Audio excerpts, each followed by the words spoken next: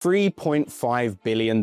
That's what the British government sold 395 tons of gold for in 1999. Today, the same gold is worth 58 billion. It's considered one of the worst financial decisions in modern British history. Not because they sold gold, but because of how they sold it. In 1999, Gordon Brown, the Chancellor who would become Prime Minister, announced to the entire world Britain was about to dump half of its gold reserves. He told traders exactly how much, exactly when, and then watched the price collapse before the first auction even started. The market low became known as Brown's bottom.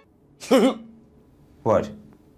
Nothing, just something funny. Today we're breaking down the blunder. Why did Britain want to sell? What was the catastrophic mistake? Just how wrong did they get it? And could there be more to this story than incompetence? To understand why this happened, you have to understand what gold looked like in the late 90s. It had been in a brutal bear market for 20 years. It peaked at $850 in 1980, and by 1999 it was scraping along at $280. The Cold War was over. Tech stocks were the future. Gold felt like a relic, something your grandfather worried about. Central banks everywhere were selling. Switzerland, Netherlands, Belgium, Canada, Australia, all offloading. So when Gordon Brown decided Britain should sell too, it wasn't completely mad. The Treasury's argument was simple. Gold just sits there, doesn't pay any interest. Foreign currencies and bonds generate actual returns. On paper, diversification made sense, but what happened next was catastrophic. On May 7th, 1999, the Treasury made an announcement that still baffles analysts today. They told the world in advance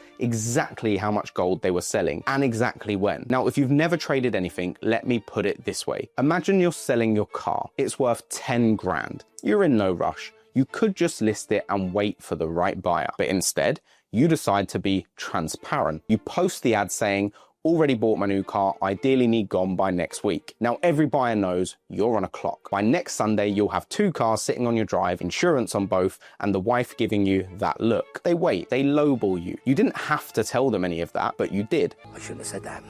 I should not have said that. And now they're using it against you. That's exactly what the Treasury did. Gold dropped $10 an ounce within days. Hedge funds shorted it, knowing the government had guaranteed the price would fall. When asked why they announced publicly, officials said they wanted to be transparent, which in this case just meant being transparent about how to trade against them. The first auction hit on July 6th. Gold sold for $261 an ounce, even lower than the announcement day. Over 3 years, Britain conducted 17 auctions, 395 tons. Average price, $275. Total haul, $3.5 billion. The proceeds went into foreign currencies, euros, dollars, yen. The Treasury was betting on diversification. Then almost immediately after Britain finished selling, gold started climbing. By 2008, the financial crisis hit, and suddenly gold was a safe haven again. Exactly what the Treasury had dismissed as outdated. By 2011, it reached $1,900 an ounce, which was 7 times what Brown sold it for. That 395 tons would be worth $58 billion,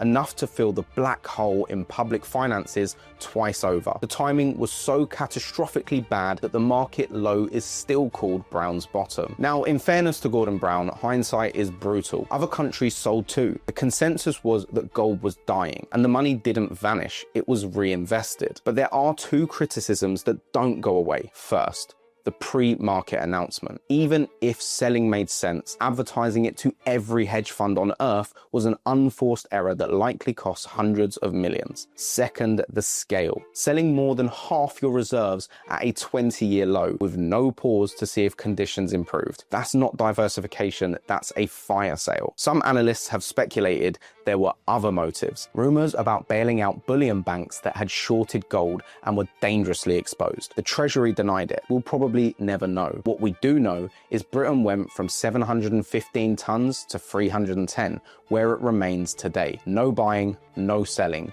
Almost like they learned something. Here's the thing, I'm not saying Gordon Brown should have predicted the future. Nobody can. But there's a difference between we got the timing wrong and we told the entire market our hand, then act surprised when they played us. That's not bad luck, that's bad strategy. And when you're playing with the national reserves, bad strategy is unforgivable. Brown's bottom isn't a story about gold, it's a story about what happens when governments think they're smarter than the markets, and they rarely are.